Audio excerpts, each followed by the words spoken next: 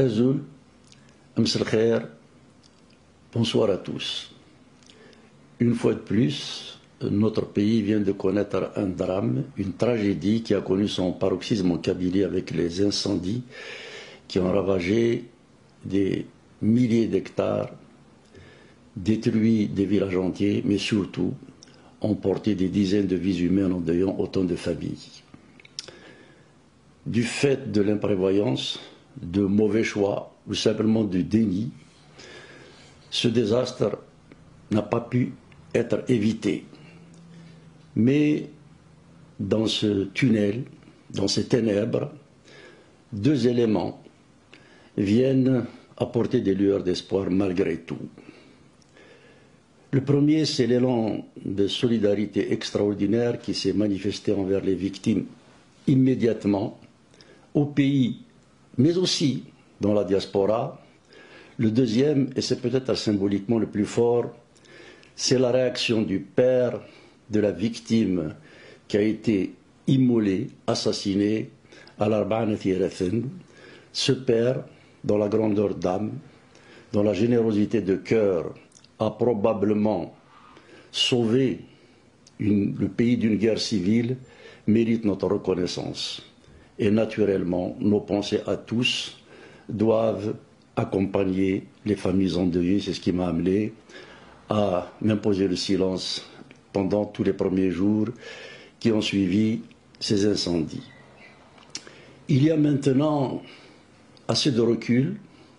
Il y a aussi suffisamment de témoignages, de documents pour essayer de faire une lecture sereine mais sans complaisance de cette tragédie. Nous pouvons situer les causes lointaines et immédiates de ce qui a amené ce malheur. Nous pouvons aussi analyser le traitement politique et médiatique qui en a été fait. Nous sommes aussi en mesure de tirer les premières conséquences évidentes et celles plus complexes de ce qui restera de ce malheur. Nous pouvons enfin voir quelles sont les pistes qui peuvent s'ouvrir à nous, parce qu'il faut malgré tout essayer de rester positif si l'on veut éviter au pays d'autres décombres. Du point de vue des causes lointaines, nous les connaissons tous. Lorsqu'un pays commence son indépendance par un coup d'État contre l'instance légale qui était le GPRA, lorsque l'on exécute un jeune colonel de l'ALN au motif qu'il aurait appelé à la sécession du Sud, ce qui était faux, lorsque l'on assassine Mohamed Khidr, Allah yarhamou, à Madrid parce qu'il avait émis, il était légitime pour le faire, un avis contraire à ce que préconisait le régime d'alors. Lorsque l'on étrangle Karim Belkacem, il ne faut pas s'étonner que le désespoir, la violence engendre le désenchantement. Plus immédiatement, beaucoup de nos concitoyens ont alerté, condamné, certains même ont déposé des plaintes contre un certain nombre de propos prononcés publiquement contre les Kabyles. Ces propos n'ont pas été tenus par des hurluberlus dans un bain mort ou dans un café.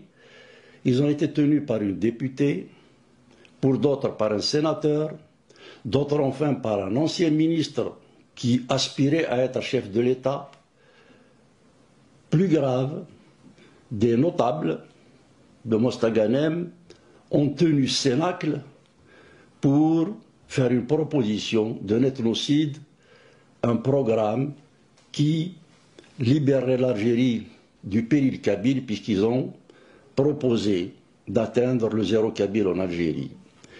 Il ne faut donc pas s'étonner que tous ces propos restés sans sanction jusqu'au moment où nous parlons aient aggravé des passions sur lesquelles certains ont pu embrayer pour faire passer des avis ou des idées qui jusque-là n'avaient aucune chance d'être entendues. L'affaire d'Arbanati Erethen doit nous interpeller. Certains disent, on peut l'admettre, qu'il y a eu manipulation. Il faudra encore chercher, il ne faut jamais s'emballer dans ce genre de situation, mais le traitement qui en a été fait, d'un point de vue politique et médiatique, pousse à la plus grande prudence vis-à-vis de ce qui a été présenté par les autorités officielles. Jusqu'à maintenant, on ne sait pas de manière certaine ce qui a amené la victime auprès de la police. Est-ce des citoyens qui l'ont remis à la police? Est-ce lui-même qui se serait rendu à la police? Les deux versions émanant d'instances officielles sont en train de se télescoper. Par ailleurs, des arrestations ont eu lieu et c'est normal, mais certains éléments inconnus de la région courent toujours. Ce n'est pas pour disculper celles et ceux qui étaient sur place. Il y a 20 ans de cela, cette chose, cette horreur n'aurait pas pu se produire.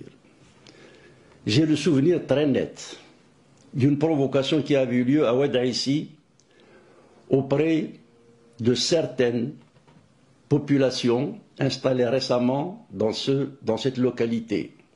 Nous étions en 1980. Ces populations arabophones, peut-être affolées, peut-être persuadées que ce que nous disions pouvait être une menace, avaient témoigné une certaine bienveillance, voire une certaine fidélité au service de police, au service de sécurité qui nous pourchassait. Nous avons immédiatement pris l'affaire en main. Des étudiants, des infirmiers, des syndicalistes de la Sonelec ont invité les habitants de la périphérie pour faire un cordon sanitaire autour de ces populations et aucun incident, malgré les provocations qui ont eu lieu, ne s'est produit. Si donc l'incident de l'Arba'a Nathiratna a eu lieu, c'est bien parce qu'une certaine régression a aussi atteint cette région qui fut longtemps exemplaire à mains égards en matière de civisme. Du point de vue maintenant du traitement médiatique, nous avons tous suivi la conférence de presse de la DGSN. D'abord, il n'est pas normal que ce soit la police qui fasse la conférence de presse alors que l'on constate tous la discrétion de l'institution judiciaire, notamment du procureur de la République. La police est là pour enquêter, investiguer, fournir les éléments de ses recherches à la justice qui doit instruire un dossier. Nous sommes dans une situation rigoureusement inverse de celle qui prévaut dans un état de droit. C'est la police qui communique, je dirais même que c'est la police qui monte le dossier, qu'elle transmet ensuite à la justice pour exécuter les résolutions auxquelles les services de sécurité sont arrivés. Ce n'est pas très simple. Et ça n'ajoute pas à la crédibilité de la parole publique dans cette affaire. Du point de vue maintenant des conséquences qui peuvent, hélas, advenir de cette affaire, il y a les conséquences immédiates. Il semble bien que tout soit mis en œuvre pour désigner une fois de plus la Kabylie comme un danger à la cohésion nationale. Le fait de montrer le cadavre calciné en train d'être égorgé lors de la conférence de presse est un acte d'irresponsabilité majeure. Comme d'ailleurs le sont les présentations des présumés coupables qui ont été placés devant les caméras alors qu'ils étaient menottés. Ces pratiques doivent être dépassées. Les avis télévisés ont pensé en être sortis. On en a abusé tant et plus dans les années 70 avec les affaires de bombes et même en 80 pour un ami. Et on observe aujourd'hui que l'on y revient. On y revient pourquoi? J'insiste sur cet aspect des choses parce qu'il est révélateur des tensions politiques de l'équipe dirigeante aujourd'hui. On assiste à un décapage, à une élimination du clan Bouteflika par un autre clan. Ce n'est pas en remplaçant un clan par un autre qu'on va régler les problèmes du pays. Et ces méthodes héritées du stalinisme qui a façonné les premières équipes des services spéciaux algériens reviennent au galop et la nostalgie boumedieniste apparaît comme la planche de salut au pouvoir actuel. Je leur dis en tant que citoyen, en tant que patriote, c'est une erreur, c'est inefficace et vous faites fausse route. Tout le monde connaît les oppositions qui m'opposent à un homme comme Ouyahia. J'ai été profondément choqué de le voir menotter le jour de l'enterrement de son frère. Je ne connais ni de près ni de loin l'ancien dirigeant de Sonatrach qui vient d'être extradé vers l'Algérie. On ne le présente pas enchaîné devant des caméras pour exciter la foule. Lorsque l'on excite les bas instincts de la meute, on prépare des excès, des dérapages, la violence sociale. Il est extrêmement difficile d'en sortir lorsqu'elle s'est enracinée. Tout cela pour dire donc qu'on est dangereusement en train de repartir vers des pratiques politiques dont le peuple algérien pensait malgré tout être sorti depuis la fin des années 70. D'un point de vue médiatique, donc, il y a des signaux qui n'assurent pas une clarté dans l'instruction de cette affaire et ça ne contribuera pas à l'apaisement des esprits. Ça peut même être l'objet d'excitation ou de manipulation de clans qui souhaiteraient entretenir ce qui peut devenir une véritable guerre civile. Quels sont maintenant les enseignements que l'on peut en tirer? Il semble évident que pour diverses raisons, le régime actuel ne soit pas en mesure, en tout cas, n'ait pas la volonté de tirer les conséquences d'un échec global qui prévaut depuis 1962. L'équipe actuelle veut restaurer le système, on l'a vu à travers la façon avec laquelle elle a traité le mouvement de février, jouant de la répression, jouant de l'usure, jouant de l'infiltration. On le voit aussi avec la façon avec laquelle elle reste dans le déni pour ce qui concerne ces incendies. Et l'affaire de l'Arba Tirethun, à mon avis, vise deux choses. La première, c'est de faire diversion sur l'incurie, l'incapacité des pouvoirs publics, je reviendrai là-dessus. La deuxième, c'est de désigner la Kabylie parce que, malgré la stigmatisation, malgré toutes les opérations qui ont été montées contre elle depuis 1962, ce n'est pas la peine de repartir jusqu'à Cap Sigri, les poseurs de bombes, etc., etc., le combat démocratique, les luttes citoyennes menées en Kabylie ont fini par trouver écho en dehors de cette région. Or, s'il y a une chose sur laquelle le système algérien n'admettra jamais la moindre évolution, c'est de décaler l'organisation de la cité autour de la citoyenneté. C'est ce qui fait que, aujourd'hui encore, cette solidarité qui s'est manifestée dans les populations à l'endroit de la Kabylie a probablement précipité une manipulation de plus contre cette région. Ce qu'il faut bien entendre aussi, c'est que cette diversion permet d'évacuer l'incapacité des pouvoirs publics sur une tragédie qui était à la fois prévisible et évitable.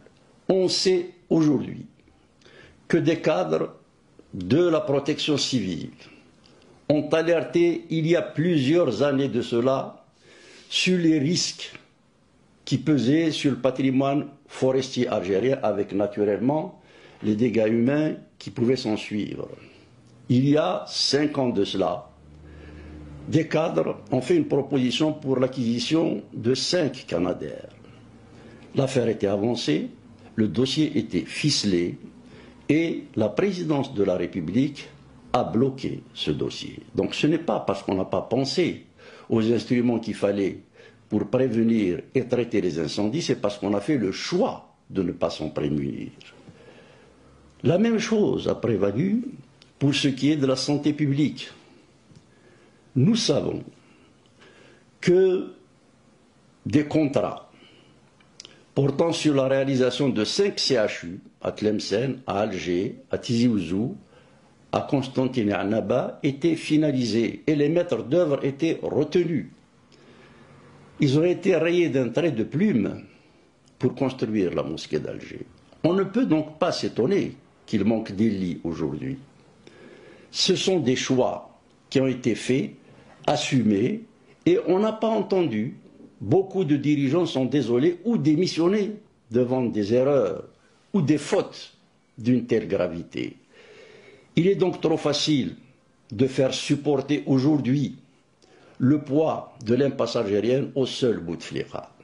Ce n'est pas pour défendre, mais celles et ceux qui peuvent aujourd'hui revenir et qui pour certains sont revenus aux affaires l'ont applaudi, se sont inclinés devant leur postère et on peut supposer que ces clientèles aboieront avec férocité contre ceux qui sont aujourd'hui leurs tuteurs. Tout ça pour dire qu'il faut sortir de cette sous-culture politique, sinon nous allons dans le mur.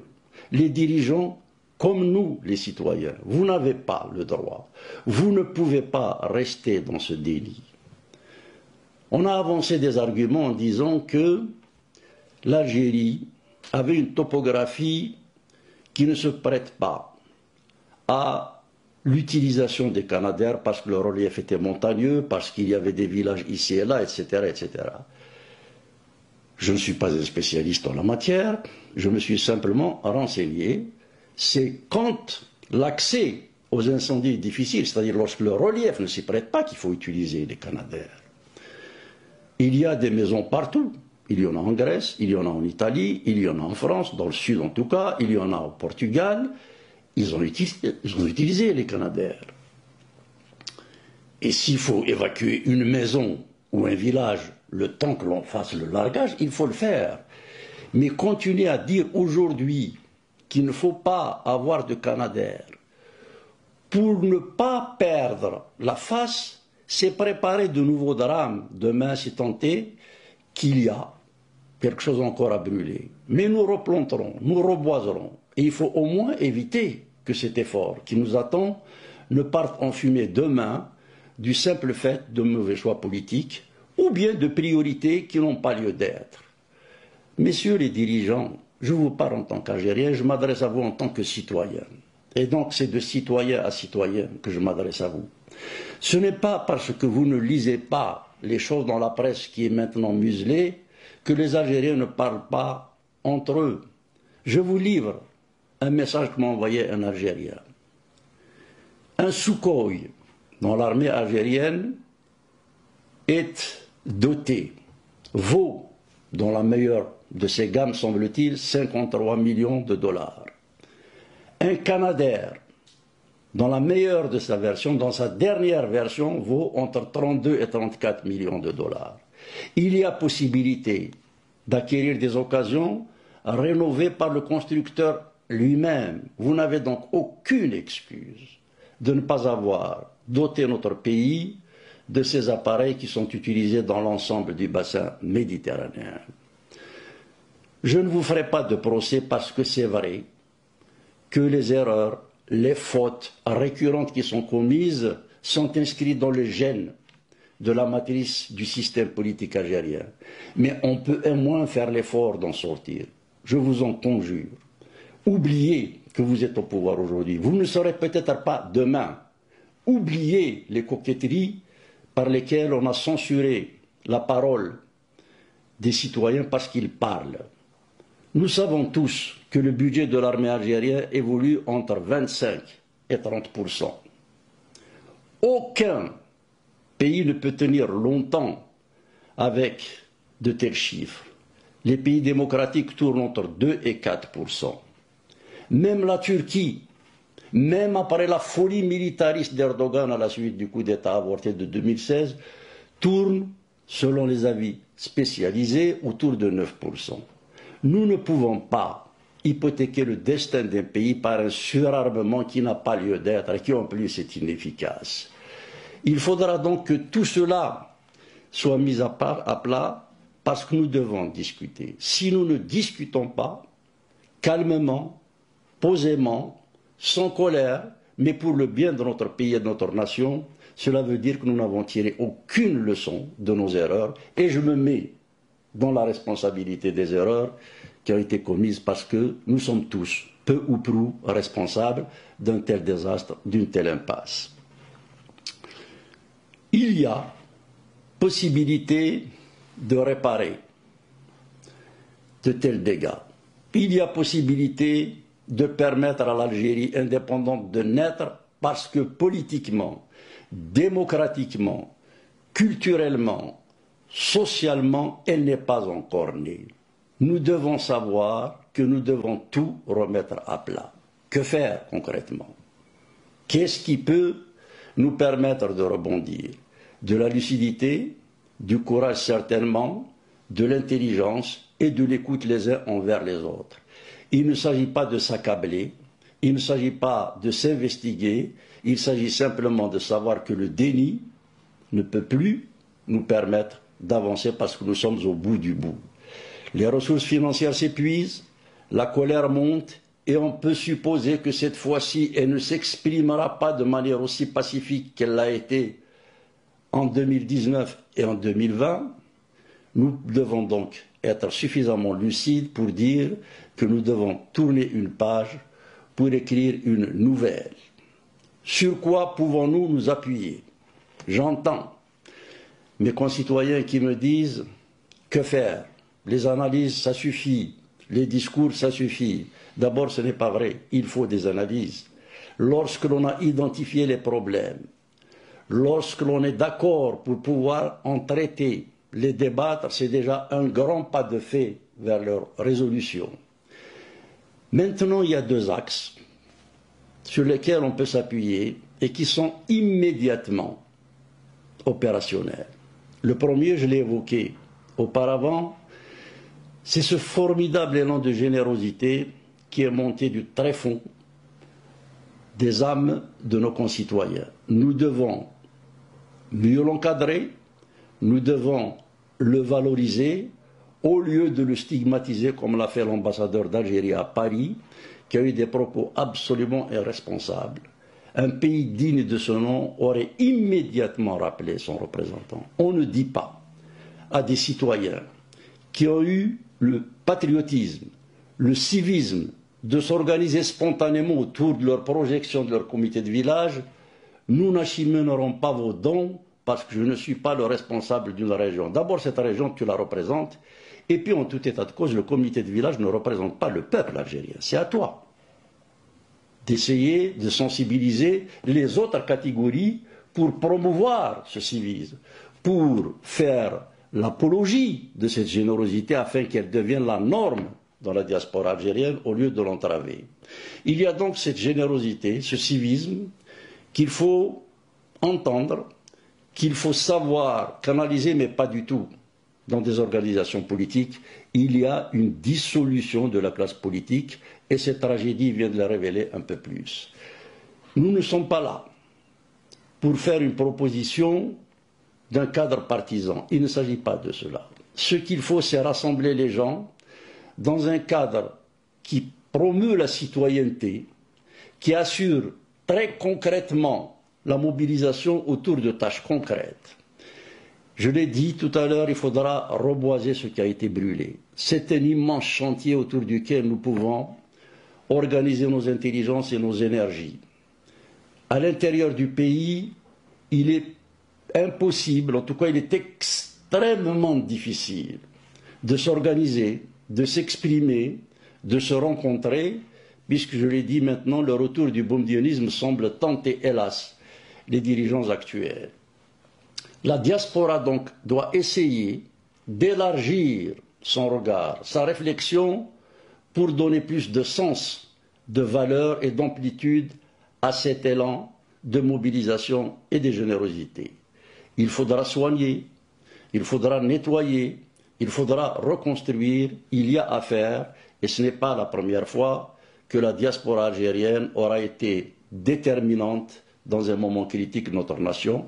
Elle peut l'être encore plus cette fois-ci, parce que du fait de la nature du système politique algérien, ceux qui sont sortis du pays, ceux qui ont quitté le pays contraints et forcés pour la plupart, sont des cadres ou des jeunes. L'expertise du pays est hélas à l'étranger. Il faut absolument la mobiliser, la valoriser pour la rentabiliser. Ce qui a été fait sur le plan de la solidarité concrète peut être fait en matière de défense, de mobilisation, lorsqu'il s'agit d'assurer les droits de nos concitoyens qui sont aujourd'hui malmenés et dont beaucoup, nous le savons tous, sont en prison. Il y a à faire, il y a des élans de solidarité dont la symbolique du père de la victime de l'Arba'a Thirathan ne doit pas partir dans l'oubli ou après une émotion de quelques semaines. Ce sont des éléments qui peuvent permettre d'embrayer sur une nouvelle perspective et naturellement cette rénovation nationale s'applique aussi à la Kabylie. La Kabylie est aussi atteinte. Si des jeunes, même s'ils n'ont pas été acteurs de l'agression de la victime, sont restés indifférents, cela doit nous interpeller. Pourquoi nos enfants sont-ils restés passifs devant ce qui peut être possiblement ou même probablement une provocation du pouvoir ou de l'un de ces clans? Cela doit nous amener à regarder ce qui se passe aussi chez nous. منزي سزاغور تيلا سرع دي مقرن اشو يغيسلك نزيه دا شو جاني من زلنا ذا وال يتسراني ووال حشامي ديرس الراي نصواب. C'est la parole qui fait écho à la parole jusqu'à ce que le compromis ou le consensus vienne à s'imposer à tous et à être adopté par la collectivité. Cette capacité à échanger, cette capacité à s'écouter est en train de se perdre. Athan asgilf ذو يبغى هذه مظل أول لا عقل المعقول. ماذا قلنا نوي نولي ثقين تسلا سرع دي مقرن. Nous devons absolument savoir que le seul capital dont dispose la Kabylie, c'est le débat. Le débat libre, le débat transparent, le débat adulte, le débat fraternel.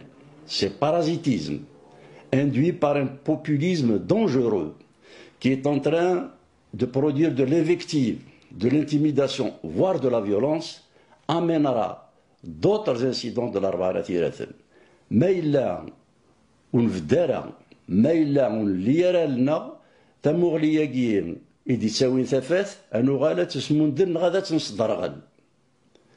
Nous devons absolument veiller à restaurer rapidement la parole libre, publique, nous avons greffé sur ces valeurs ancestrales, et je ne fais pas de la nostalgie gratuite, la raison scientifique,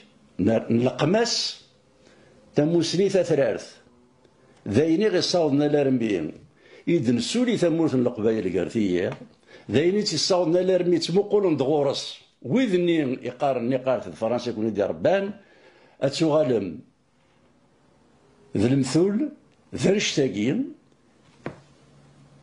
ذا ولاقين إذن غير يجي كان في غير غروان دا النظام يدي بوين تاع الداويت فلانا وإلا قارس نغير بين كونين. Nous devons absolument veiller à ce que le patrimoine culturel, citoyen, social, qui prévaut en Kabylie soit restauré rapidement. Il y va de son intérêt, de celui du pays et de toute la région d'Afrique du Nord.